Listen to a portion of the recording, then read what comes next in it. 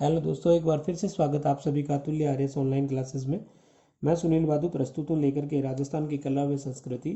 और राजस्थान की कला व संस्कृति में दोस्तों हम राजस्थान के लोक संत पढ़ रहे थे और लोक संतों को हम आगे बढ़ाते हुए आगे बढ़ते हैं। तो पिछली क्लास आपको बेहद पसंद आई होगी। मेरे हिसाब से मैंने बहुत अच्छे से करवाने का प्रयास किया था और फिर भी जो है हमारी अतुल्य आर्यस ऑनलाइन क्लासेस पूरी टीम जो है प्रयासरत है कि आपको बहुत ही बेहतरीन मैटर दिया जाए और स्टिक दिया जाए और प्रकरण वाइज दिया जाए। और ऐसे प्रकरण की बात हम बिल्कुल भी नहीं करेंगे जो आपके सिलेबस से संबंधित नहीं है। हम डायरेक्टली जितने भी बात करेंगे वो सिलेबस के माध्यम से ही टॉपिक टू टॉपिक करने वाले हैं। तो सभी को शुभकामनाएं, एक बार फिर से सभी का अभिनंदन करते हुए और आपकी जो है सफलता की कामना करते हुए शुरू करते हैं क्लास को। तो हम राजस्थान के लोक संतों के बारे में बात कर रहे थे। तो इन संतों के सिलसिले में ही हमें रीड के संदर्भ में कुछ मुस्लिम संतों को पढ़ना है। क्या पढ़ना है दोस्तों? मुस्लिम संतों के, जहाँ से कई बार प्रश्न जो है आपसे पूछ लिया जाता है। हालांकि भक्ति और सूफी आंदोलन आपका जो है जो भारत का इतिहास है उसमें आपके लगता है जो कि बहुत अच्छे से राकेश सर ने करवाया भी है, लेकिन फिर भी हम थोड़े से मुस्लिम संत हैं उनकी बात यहाँ कर लेते हैं जिनकी बेसिक सी जानकारी आपसे पूछी जाती है। तो सबसे पहले हम एक संत की बात करेंगे जिनका नाम मिलता है ख्वाजा मोइनुद्दीन चिश्ती। ख्वाजा मोइनुद्दीन चिश्ती की बात करते हैं। और कुछ विद्यार्थियों की ये समस्या रहती है कि सर टाइम बहुत लग रहा है। देखो, आपको अच्छे से समझना है तो थोड़ा टाइम तो आपको जाया करना ही पड़ेगा। हालांकि आप वेस्ट नहीं कर रहे हैं टाइम को। हर जगह आप दिन में ऐसा मान लीजिए कि आपने दिन में आधा घंटा जो इधर उधर का टाइम था वो मेरी क्लास पे लगा दिया, तो समझो कि आपके जीवन में वो उपयोगी सिद्ध होगी हमेशा के लिए, केवल रीड के लिए नहीं, हमेशा के लिए दोस्तों। तो हम इधर उधर भी फेसबुक पे लगा देते हैं थोड़ा टाइम, व्हाट्सएप पे लगा देते हैं, तो उतना टाइम केवल आप मेरे को दे दीजिए, वो भी मुझे पर्याप्त है आपके सिलेबस के लिए। केवल वही 20-30 मिनट मैं मांगता हूँ और वो भी निःशुल्क रूप से, और वो भी एक भावात्मक रूप से जुड़े हुए हैं हम आपके साथ, निस्वार्थ भावना से। तो आप जो है विश्वास कीजिए, आपको बिल्कुल प्रकरण टू प्रकरण हम बात करेंगे, टॉपिक टू टॉपिक बात करेंगे और बहुत अच्छी हमने बात की भी है पीछे। हालांकि अगर आपको फिर भी टाइम नहीं है तो लोक देवता का जो टॉपिक है, यहाँ थोड़ा सा मैं लिख के बता रहा हूँ, जो लोक देवता का आपका टॉपिक है वो आप इस तरह से भी जो है अतुल्य आर्यस लिखें, अतुल्य आर्यस को सर्च करेंगे यूट्यूब पे और इसी के आगे जो है थोड़ा स्पेस दे करके आप लिख लीजिए राजस्थान के लोक देवता, लोक देवता, और आगे लिख लेना सुनील सर। क्या लिखोगे दोस्तों? सुनील सर। तो इस तरह आप पटवारी में वहाँ मेरे बहुत अच्छे से लोक देवता करवाए हुए हैं और कोई फर्क नहीं है। लोक देवता कभी भी, कोई भी परीक्षा हो, कोई भी पैटर्न हो, कोई भी सिलेबस हो, कभी भी चेंज नहीं होने वाला। अब मान लीजिए कि गोगा जी का जन्म स्थान है तो गोगा जी का जन्म स्थान ना तो पटवारी होगी तो वो बदल थोड़ी जाएगा, जन्म स्थान तो सेम रहेगा, यानी दरेवा ही रहेगा चूरू के अंदर। और शीर्षमेढ़ी रहेगी, धुरमेढ़ी रहेगी। चाहे आप किसी तरह से किसी परीक्षा में पढ़ लीजिए, तो वहाँ जाकर के आप इत्मीनान से समझे, बहुत अच्छे तरीके से वहाँ मेरा बताया हुआ है। लेकिन यहाँ भी कुछ कम नहीं करवा रहा हूँ मैं, आपको बेहतरीन तरीके से प्रेषित किया जा रहा है, आपका जो मैटर है बहुत अच्छे तरीके से मेरे द्वारा बताया जा रहा है। तो आप थोड़ा सा ध्यानपूर्वक पढ़ें। एक गुड़िया का कमेंट आया था कि सर लोक देवियाँ भी आएगी, उसका जवाब हालांकि हमने दिया था। तो लोक देवियाँ भी इसी जगह जाकर के अतुल्य आर्यस लोक देवियाँ इस तरह से लिखिए, राजस्थान की लोक देवियाँ सुनील सर आगे लिख दीजिए यूट्यूब में, आपको बिल्कुल वहाँ लोक देवियों के वीडियोस मिलेंगे और इत्मीनान से बताया हुआ है कि कौन से वंश की कौन सी कुल देवी है, कौन सी आराध्य देवी है, राठौड़ बीकानेर वाले राठौड़ों की कौन सी है, जोधपुर वाले राठौड़ों की कौन सी है, नागनेच जी को हम क्यों मानते हैं, करनी माता को राठौड़ जो है क्यों कुल देवी मानते हैं। तो इस तरह की भ्रांतियां भी वहाँ मैंने दूर की हैं। तो आप जो है थोड़ा सा इत्मीनान से, आप ध्यानपूर्वक, एकाग्रता पूर्वक थोड़ी सी क्लास लगाने का प्रयास करें। जो इधर उधर का 15-20 मिनट का टाइम आप दिन में जाया करते हैं वो केवल मेरी क्लास के लिए मैं मांग रहा हूँ आपसे, कोई फालतू थोड़ी मांग रहा हूँ दोस्तों, और केवल निस्वार्थ भाव से आपसे जुड़े हैं। तो हम बात करते हैं ख्वाजा मोइनुद्दीन चिश्ती की, वापस अपन अपने प्रकरण पे लौटते हुए, क्योंकि वक्त की बहुत कमी है हमारे पास। परीक्षा में थोड़े दिन, 70 या 80 दिन के आसपास का जो समय है, हमें बहुत अच्छे से तैयारी करनी है। तो दोस्तों ज़्यादा समय न लेते हुए हम ख्वाजा मोइनुद्दीन चिश्ती की बात करते हैं। हालांकि ये जो चिश्ती सिलसिला है, जिसकी मूल स्थापना तो ख्वाजा अबू अब्दाल चिश्ती ने खुरासान में की थी। कहाँ की थी? वास्तव में तो ये खुरासान में की थी, लेकिन अगर भारत के संदर्भ में खुरासान में की थी। अगर भारत के संदर्भ में हम बात करते हैं चिश्ती सिलसिले की, तो भारत में इसकी स्थापना जो है ख्वाजा मोइनुद्दीन चिश्ती के द्वारा की गई थी। किसके द्वारा की गई दोस्तों? ख्वाजा मोइनुद्दीन चिश्ती के द्वारा की गई थी, और जिनका अनुयायी अकबर को माना जाता है। तो हम ख्वाजा मोइनुद्दीन चिश्ती की बात करते हुए जन्म स्थान की बात करते हैं सबसे पहले। तो जन्म स्थान के संदर्भ में लिखे गए एक स्थान का नाम मिलता है संजर या संजरी करके स्थान का नाम मिलता है, और ये फारस ईरान में पड़ता है। यहाँ पर इनका जन्म हुआ था। समझ में आई दोस्तों बात? और भारत का सबसे प्राचीन सूफी सिलसिला इसे माना जाता है। फिर जो है पिता का नाम देख लीजिएगा। पिता जो थे वो इनके हजरत ख्वाजा थे। पिता का नाम क्या मिलता है? हजरत ख्वाजा के नाम से इनके पिता का नाम हमें मिलता है। फिर जो माता की बात करता हूं, तो माता का नाम हमें मिलता है बीबी सोहेनूर। बीबी सोहेनूर एक बार प्रतियोगी परीक्षा में ये पूछा हुआ भी है, शाहनूर या सोहेनूर कुछ जगह लिखा हुआ मिलता है, एक ही बात है दोस्तों। फिर जो है 2 पत्नियां हैं, एक राजपूत मुस्लिम, इस तरह का कुछ हमें उल्लेख मिलता है, लेकिन वहां यहाँ इसकी जरूरत नहीं है। फिर बात करते हैं तो गुरु की बात करते हैं। गुरु जो है हजरत शेख उस्मान हारूनी जो है इनके गुरु माने जाते हैं। समझ में दोस्तों? तो फिर हम इनके बचपन की बात करते हैं। तो इनका जो बचपन है दोस्तों, तो बचपन जो इनका बीता वो कहाँ बीता? एक जगह है खुरासान, एक जगह है खुरासान, वहां इनका क्या बीता? बचपन बीतता है। फिर जो है एक चौहान शासक आए थे अजमेर के अंदर, आपको पता है, जिनका नाम हमें मिलता है पृथ्वीराज चौहान तृतीय। पृथ्वीराज चौहान तृतीय। समझ में दोस्तों बात? पृथ्वीराज चौहान तृतीय अजमेर के जब शासक हुए दोस्तों, ये वही है अनंगपाल तोमर के दोहते, कर्पूरी देवी के बेटे। और जो है अनंगपाल बाद में जो है आपको पता ही है कि मोहम्मद गौरी आया था, और तराइन में 1191 में और 92 के 2 युद्ध हुए थे। पहले में पृथ्वीराज चौहान जो है जीत गए थे, और दूसरे में पराजित होने का कारण एक छल पूर्वक संधि गौरी के द्वारा की गई थी, और नाट्यरंबा घोड़ी दी गई थी। मशाले जला करके जो है ये नृत्य कर रहे थे, और सामने वाली छल संधि के कारण सो गए थे। और 4 बजे दैनिक क्रियाओं के दौरान जब पृथ्वीराज की सेना गई हुई थी, तब जो है मोहम्मद गौरी ने अटैक कर दिया था, और वो ही इनके पराजय का मुख्य कारण था। और पहले 1191 वाले युद्ध में भी उनको कहते हैं कि बठिंडा के आसपास जो है जाते हुए गौरी को छोड़ दिया था उन्होंने, और जाने दिया था। वो इनकी मुख्य भूल की मानी जाती है, और उन्होंने इसका पीछा नहीं किया था मोहम्मद गौरी का। तो इस तरह के हमें उल्लेख मिलते हैं। हम वहां न जाते हुए, इतिहास में न जाते हुए, वापस राजस्थान की कला संस्कृति में लौटते हैं। तो पृथ्वीराज चौहान का जब समय था भारत के अंदर, उस समय मोहम्मद गौरी के साथ ये भारत आए थे। मोहम्मद गौरी के साथ, किसके साथ? मोहम्मद गौरी के साथ भारत आए। कौन आए जी? ख्वाजा मोइनुद्दीन चिश्ती भारत आए थे। समझ में आई दोस्तों बात? फिर जो है इनका मुख्य जो कार्यस्थल है उसकी बात कर लेते हैं। तो मुख्य कार्यस्थल की बात मैं यहाँ करूंगा। कार्यस्थल ये अजमेर को बनाया था इन्होंने। किसको बनाया? अजमेर को बनाया था। समझ में आई दोस्तों? तो दरगाह में स्थित जो अजमेर में इनकी है दरगाह है राजस्थान के अंदर, किसकी? ख्वाजा मोइनुद्दीन चिश्ती की, जिसकी आज भी जो है मुस्लिम संप्रदाय में या सभी धर्मों के लोग जो है वहां जाते हैं दोस्तों दर्शन करने के लिए। मुख्य कार्यस्थल जो है इनका अजमेर था, जहां पर इनकी दरगाह बनी हुई है। समझ में आई? और निधन भी कहाँ हुआ इनका? इनकी मृत्यु भी अजमेर के अंदर ही हुई थी दोस्तों। और अजमेर स्थित दरगाह की बात करूं तो गयासुद्दीन तुगलक ने इसका निर्माण करवाया था। एक शासक हुए गयासुद्दीन तुगलक, उन्होंने जो है गयासुद्दीन तुगलक, इन्होंने किसका निर्माण करवाया? अजमेर में जो दरगाह बनी हुई है दरगाह शरीफ के नाम से, तो उस दरगाह का निर्माण गयासुद्दीन तुगलक ने करवाया था। और अकबर ने सांबर तक की जो भूमि है, अकबर जो है इनका अनुयायी था, मैंने पहले ही बताया आपको। तो अकबर ने सांबर के आसपास की जो भूमि है वो दरगाह को क्या दी थी? दान में दी थी। प्रिय विद्यार्थियों, ज़्यादा मैं लिख नहीं रहा हूँ, ज़्यादा बता ही रहा हूँ आपको, क्योंकि आप सभी लोगों ने कमेंट किया था कि सर समय बहुत लगता है। तो समय के हिसाब से मैं आपको केवल बातों को समझाने का प्रयास कर रहा हूँ, लिख बहुत कम रहा हूँ, ताकि जरूरी बात है वही लिखूंगा। तो जुड़े रहिए आप। दरगाह में 2 बड़ी देग है, 2 देग रखी हुई है। देग कहते हैं कढ़ाई को। तो 2 देग रखी है। एक तो इस तरह से दोस्तों बड़ी कढ़ाई है, समझ में? ये जो बड़ी देग है ये तो दी थी अकबर ने। किसने दी? अकबर ने। और एक जो है छोटी देग है, कहते हैं कि ये जहांगीर के द्वारा दी गई थी। कहाँ, किसके द्वारा दी गई थी? जहांगीर के द्वारा दी गई थी, जिसमें जो है कहते हैं कि बहुत ज़्यादा इसमें अनाज जो है एक साथ पक जाता है, बहुत बड़ी है।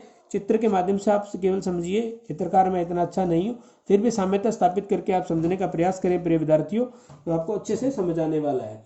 इसके बाद जो है अपन इसमें आगे बात कर, तो हमने जो है यहाँ पर देग की बात की, तो बड़ी देग जो है अकबर ने दी और छोटी किसके द्वारा दी गई थी, जहांगीर के द्वारा जो है यहाँ पर प्रदान की गई थी।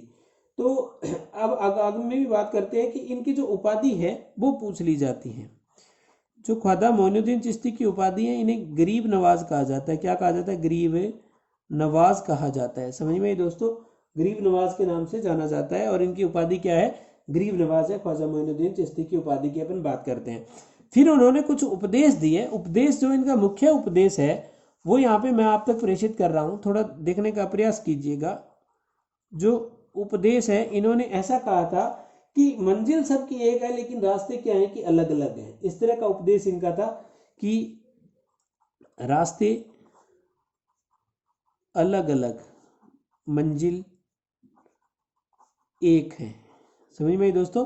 तो मंजिल इनकी, इन्होंने क्या मानी कि मंजिल तो सबकी एक है लेकिन रास्ते अलग अलग हैं। और इनका जो उर्स है, इस पे प्रश्न बहुत बार जो पूछा जाता है।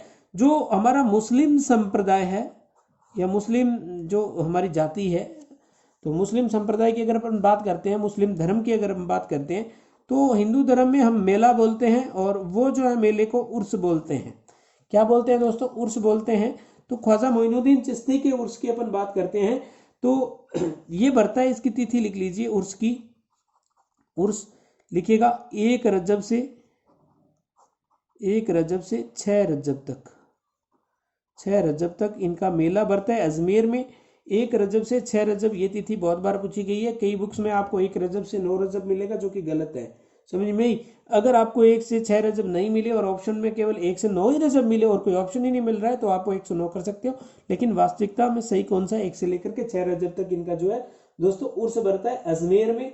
अजमेर में दरगाह। और यहाँ पर आपको बता देता हूँ कि जो भीलवाड़ा का एक परिवार है, भीलवाड़ा का एक परिवार है, गोरी परिवार, वो इस उर्स का ध्वजा चढ़ा करके आगाज करता है। सबसे पहले उसके द्वारा ध्वजा चढ़ाई जाती है, फिर जो है इस मेले का ये उर्स का हमें प्रारंभ माना जाता है। तो मोहम्मद गोरी ने सुल्तान हिंद की भी उपाधि दी थी। मोहम्मद गोरी ने क्या कहा था? इन्हें सुल्तान ए हिंद, सुल्तान ए हिंद के नाम से भी इनको एक उपाधि दी थी। किसने दी थी? मोहम्मद गोरी के द्वारा दी गई थी। और फिर जो है हमने बात की सुल्तान हिंद का मतलब जो है दोस्तों ये क्या है कि हिंद का आध्यात्मिक गुरु, इससे ले सकते हैं शब्द से। सुल्तान हिंद का मतलब यही है। फिर जो है आगे जाकर के आपको पता है कि मोइनुद्दीन चिश्ती जो है, इसके बाद जो अगले संत हमारे आए उनकी बात करते हैं। तो इसके बारे में आप लोगों को अच्छे से समझ आया होगा दोस्तों। ख्वाजा मोइनुद्दीन चिश्ती की हमने बात की। मैंने बताया कि हजरत ख्वाजा, इनके पिता का नाम मिलता है बेबी सोहनूर के नाम से, इनकी माता का नाम हमें बीबी सोहनूर मिलता है। और 2 पत्नियों का उल्लेख जो कि हमें नहीं करना है, कभी प्रश्न नहीं पूछा जाएगा। जन्म स्थान संजर या संजरी फारस ईरान के अंदर पड़ता है और बचपन खुरासान में बीता है। इसके बाद हमने बात की कि मुख्य कार्यस्थल अजमेर इनका रहा था, जहां पर इनकी दरगाह है और वहां पर 1 से लेकर के 6 रजब तक यहाँ पर मुस्लिम धर्म का सबसे बड़ा उर्स बढ़ता है। और भीलवाड़ा का गोरी परिवार सबसे पहले इसका आगाज करता है। पृथ्वीराज चौहान के समय में भारत आए थे मोहम्मद गौरी के साथ। समझ में दोस्तों? कहते हैं कि इन्होंने युद्ध भी मोहम्मद गौरी की ओर से किया था, ऐसा भी हमें ग्रंथों में मिलता है। हालांकि वो बातें आपको नहीं पढ़नी है। इनकी जो उपाधि है वो गरीब नवाज इन्हें कहा जाता है। उपदेश इनका मैंने आपको बताया कि रास्ते अलग अलग हैं लेकिन मंजिल एक है, इस तरह का उपदेश इनका मिलता है। समझ में दोस्तों? गयासुद्दीन तुगलक ने जो अजमेर से दरगाह है उसका निर्माण कहते हैं कि करवाया था और अकबर ने सांबर के आसपास की भूमि दरगाह को दान में दी थी। तो दोस्तों मैं भी बहुत अच्छा लगा होगा आप लोगों को यहाँ से पढ़ करके। फिर जो है कई बार ये कह देते हैं कि दरगाह न दे करके वो इस तरह का शब्द लिख देंगे आपको कि इनकी खानकाह है कहाँ है। तो मुस्लिम संतों के रहने के जो स्थान थे, इस तरह से मैं यहाँ लिखा है देखिएगा, खानकाह है। तो खानकाह मुस्लिम संतों के रहने का स्थान है। तो इनकी जो खानकाह है कहाँ है? दरगाह में, अजमेर में। समझ में आई बात? तो मुस्लिम संत जहाँ रहते थे उस स्थान को खानकाह के नाम से जाना जाता है। तो क्लियर हुई बात दोस्तों। फिर हम आगे बढ़ते हैं नेक्स्ट संत की ओर, मुस्लिम संत की ओर। देखिएगा प्रिय विद्यार्थियों, अगर आपको वास्तव में अच्छा लग रहा है तो जो है जरूर बताइएगा दोस्तों कमेंट के माध्यम से। दूसरे मुस्लिम संत की हम बात करते हैं तो लिखिएगा संत हमीदुद्दीन। विजिबल नहीं है तो मैं थोड़ा यहाँ लिख रहा हूँ दोस्तों, देखिएगा अब विजिबल होगा सबको। लिखिए संत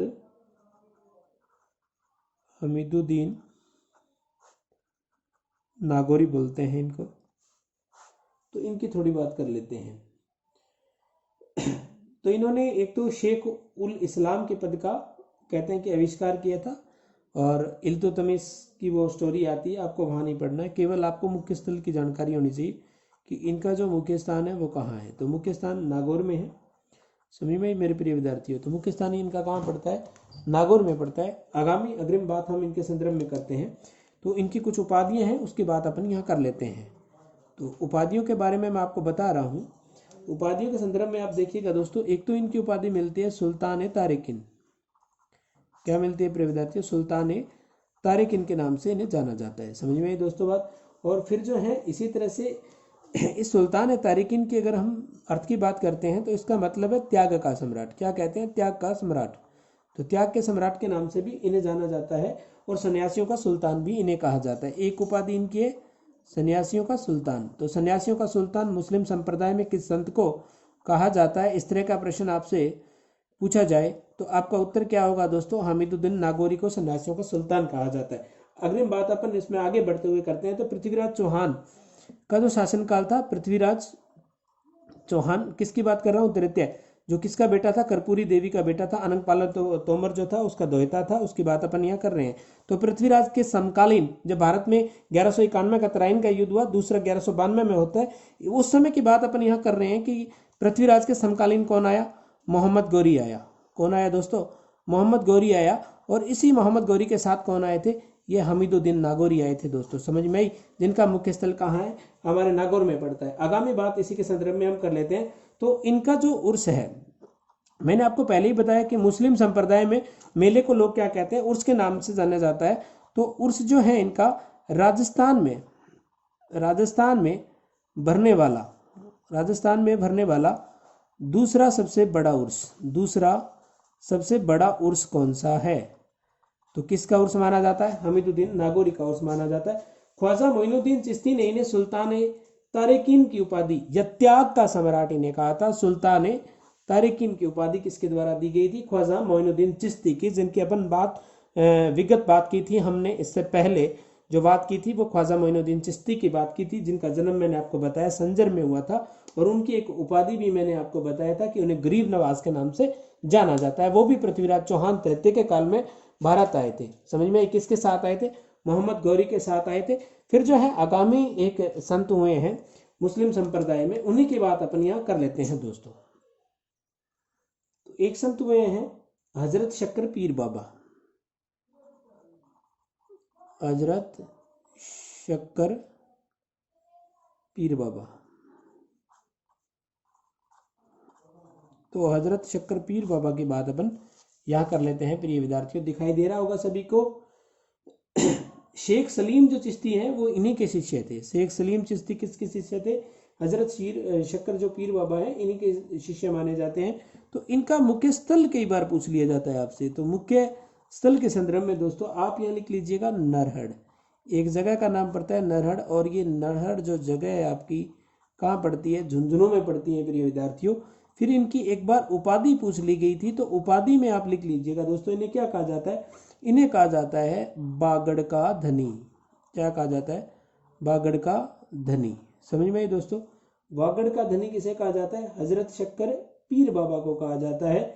इनका जो मेला है भाद्रपद कृष्णा अष्टमी को भरता है, जिस दिन हम जन्माष्टमी मनाते हैं। तो मेला या उर्स कब भरता है? भाद्रपद कृष्णा अष्टमी को इनका दोस्तों मेला भरता है। समझ में ये बात? कब भरता है? भाद्रपद कृष्णा अष्टमी को इनका मेला भरता है, जिस दिन हम राजस्थान में किसका त्यौहार मनाते हैं? जन्माष्टमी का त्यौहार मनाते हैं। भगवान कृष्ण का, कन्हैया जी का जन्म दिवस होता है। इसी के विपरीत हम बात करते हैं तो राधा का जन्मदिन कब आता है?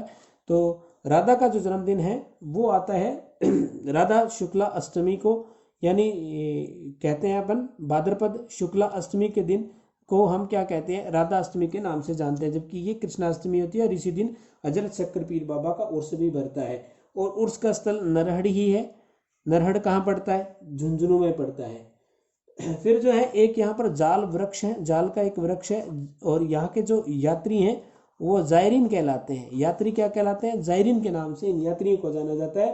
और वो जाल वृक्ष जो है उस पर अपनी मन्नतें मांगते हैं और डोरे बांधते हैं इस जाल वृक्ष पे। तो ये हजरत शक्कर पीर बाबा, जिन्हें नरहड़ पीर के नाम से भी जानते हैं क्योंकि मुख्य स्थल नरहड़ है, और उपाधि इनका बागड़ का धनी के नाम से इन्हें जाना जाता है। फिर हम आगामी संत की बात करते हैं मुस्लिम संप्रदाय में। तो एक संत का नाम हमें दोस्तों देखिएगा, अपनी बात कर लेते हैं। एक संत का जो दोस्तों नाम मिलता है हमें, वो मिलता है, देखिएगा, पीर फकरुद्दीन। पीर फकरुद्दीन करके हमें एक संत का नाम मिलता है। तो पीर फकरुद्दीन जो है बोहरा संप्रदाय के संस्थापक माने जाते हैं। किसके? बोहरा संप्रदाय, एक बोहरा संप्रदाय के संस्थापक कौन है? पीर फकरुद्दीन। तो बोहरा संप्रदाय के संस्थापक आपसे पूछा जाए तो कौन है दोस्तों? पीर फकरुद्दीन को बोहरा संप्रदाय का क्या माना जाता है? संस्थापक माना जाता है। और लिख लीजिए, दाऊदी बोहरा, दाऊदी बोहरा संप्रदाय के आराध्य देव हैं, या आराध्य संत लिख सकते हो, आराध्य मुस्लिम संत लिख सकते हो, आपकी जैसी मर्जी हो वैसा लिख के मैं भी आप लोगों को अच्छे से समझ आ रहा होगा। तो दाऊदी बोहरा संप्रदाय के आराध्य देव माने जाते हैं। फिर जो है अपन बात करते हैं इनके मुख्य स्थल की, मुख्य स्थल की बात कर लेते हैं। तो मुख्य स्थल इनका पड़ता है गलियाकोट में। ये बहुत बार पूछा गया प्रश्न है, गलियाकोट। और गलियाकोट में जो है ये स्थान है, गलियाकोट, ये पड़ता है डूंगरपुर जिले में है। राजस्थान के किस जिले में पड़ता है? डूंगरपुर में पड़ता है गलियाकोट जो स्थान है आपका। फिर अपन बात करते हैं बोहरा की छतरी की। बोहरा की छतरी की बात अगर अपन करते हैं तो ये जो आपकी बोहरा की छतरी है प्रिय विद्यार्थियों, ये केला देवी के मंदिर के सामने है। केला देवी के मंदिर के सामने, मंदिर के सामने स्थित है। कालीसील नदी है यहाँ पर एक सामने स्थित, वहां पर इनकी क्या बनी हुई है? छतरी बनी हुई है। तो ये पीर फकरुद्दीन के बारे में अपन ने बातें की, विशेष विशेष बातें थी। थोड़ी और डिटेल में मैं यहाँ आपको प्रेषित करना चाहूँगा इनके संदर्भ में। अगर आपको समझ नहीं आया तो थोड़ा ध्यान दीजिएगा कि पीर फकरुद्दीन की हमने बात की है मुस्लिम संतों में। तो पीर फकरुद्दीन जो है बोहरा संप्रदाय के संस्थापक माने जाते हैं। और दाऊदी बोहरा संप्रदाय जो है उस संप्रदाय के आराध्य देव कौन से हैं? पीर फकरुद्दीन को माना जाता है। क्लियर हुई बात? इसके बाद अपन बात करते हैं कि पीर फकरुद्दीन का जो मुख्य स्थान है वो कहाँ पड़ता है? तो गलियाकोट में पड़ता है। और ये जो गलियाकोट आपकी जगह है दोस्तों डूंगरपुर जिले में पड़ती है। क्लियर हुई बात? अब बोहरा जी की छतरी कहाँ है? पीर फकरुद्दीन की छतरी या बोहरा की छतरी या बोहरा संप्रदाय की छतरी आपसे पूछ लिया जाए तो मैंने आपको करौली में एक मंदिर बताया था केला देवी का।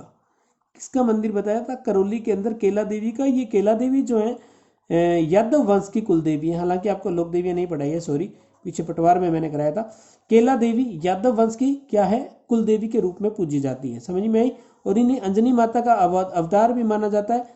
और भगवान कृष्ण की 8वीं जो बहन थी, जो आकाश में गई थी कंस के हाथ से छुट करके, उसे भी केला देवी का ही एक रूप माना गया है।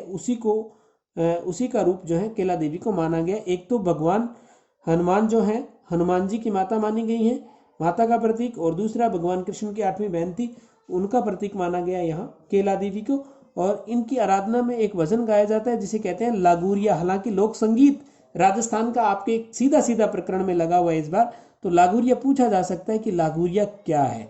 तो लागूरिया केला देवी की आराधना में गाया जाने वाला एक भजन है। समझ में दोस्तों बात? तो इसके बाद जो है अपन ने बात की है कि बोहरा की छतरी का है।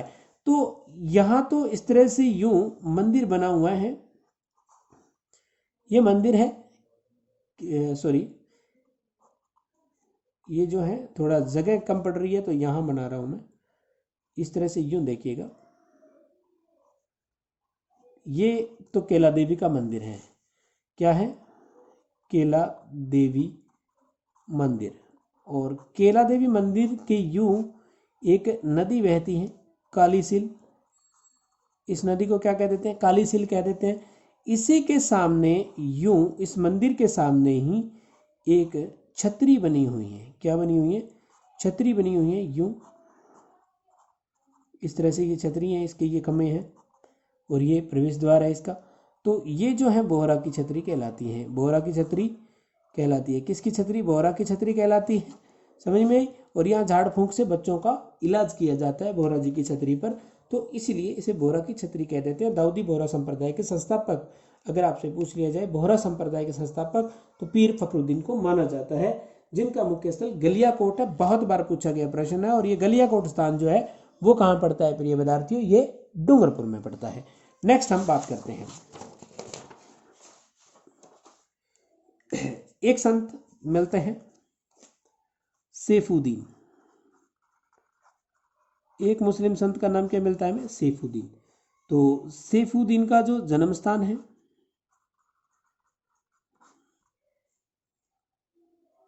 तो उसके बारे में अपन बात करते हैं। ये बगदाद में पड़ता है। बगदाद आपको पता ही है इराक में है। कहाँ है दोस्तों? इराक में है। लेकिन इनका राजस्थान में अगर आपसे मुख्य स्थान पूछा जाए, मुख्य स्थान पूछा जाए, केवल यही आपकी बात के काम की बात है, तो मुख्य स्थान इनका नागौर में पड़ता है सैफुद्दीन जी का। और भारत में ये कादरी संप्रदाय के संस्थापक हैं। किसके? कादरी संप्रदाय के संस्थापक भारत के अंदर इन्हें माना जाता है, सैफुद्दीन जी को। तो यहाँ पर आपको जो है कुछ सूफी हमने बात की, हालांकि सूफी की डिटेल में मैं बात नहीं करूंगा, वो भारतीय इतिहास का एक विषय माना जाता है। तो कादरी संप्रदाय में हमने बात की यहाँ पर, तो सैफुद्दीन जी की बात की। कुछ मुस्लिम संतों के, विशेष मुस्लिम संत जो आपसे बार बार प्रश्न पूछा जाता है, उन्हीं की मैंने बात की है दोस्तों। ज़्यादा डिटेल में बात नहीं करनी है।